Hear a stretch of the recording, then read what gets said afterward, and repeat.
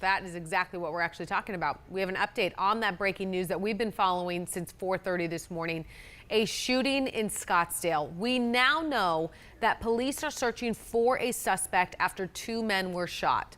Giving you a live look right here outside the Goodwood Tavern at the corner of Wells Fargo Drive in Stetson.